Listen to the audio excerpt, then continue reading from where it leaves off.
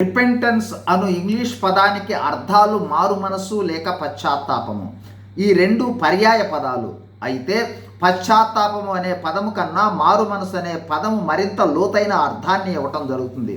అయినను ప్రస్తుతము పశ్చాత్తాపముగా భావించి వివరించిన తరువాత ముగింపులో మారు మనసును అన్వయిద్దాం. పశ్చాత్తాపము అనే పదము సాధారణంగా మానవులందరికీ ఉపయోగించు పదం. సాధారణంగా వాడే పశ్చాత్తాపము కన్నా క్రైస్తవ్యంలో వాడు పశ్చాత్తాపము లోతైన అర్థం కలిగి ఉంటుంది.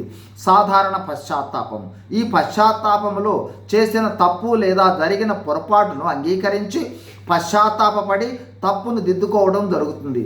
అందుకు కారణం అతనికి ఉన్న అపరాధ భావన కావచ్చు, సిగ్గు కావచ్చు, లేదా సామాజిక ఒత్తిడి కావచ్చు. ఫలితంగా క్షమాపణ పొంది చేసిన తప్పు నుండి పరిహారం పొంది ఇతర చర్యల నుండి వచ్చు హానిని తొలగించుకోవడం జరుగుతుంది.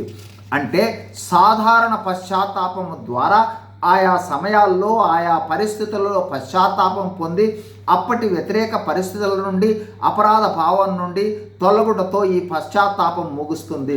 దీనిలో భవిష్యత్తుకు సంబంధించి ప్రత్యేక తీర్మానాలు ఉండవు, లోతైన హృదయ స్పందన ఉండదు. బైబిల్ ప్రకారము పశ్చాత్తాపము.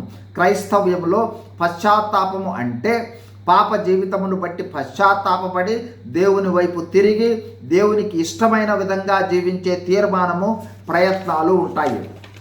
ఇందులో ఒకటి పాపమును బట్టి హృదయపూర్వక దుఃఖము కలిగి ఉంటుంది.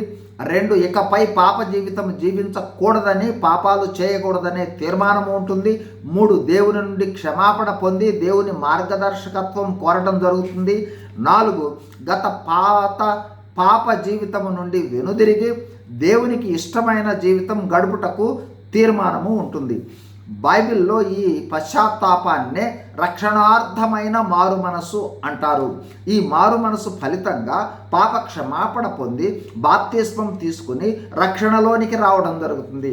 ఈ మారు మనసులో జీవితాంతము వరకు తీర్మానము ఉంటుంది. ఈ పశ్చాత్తాపం అనేది హృదయాంతరాల నుండి వచ్చే స్పందన. కావున క్రైస్తవులమైన మనము పొందిన మారు మనసు సాధారణమైనదా, రక్షణార్థమైనదా అని గ్రహించాలి.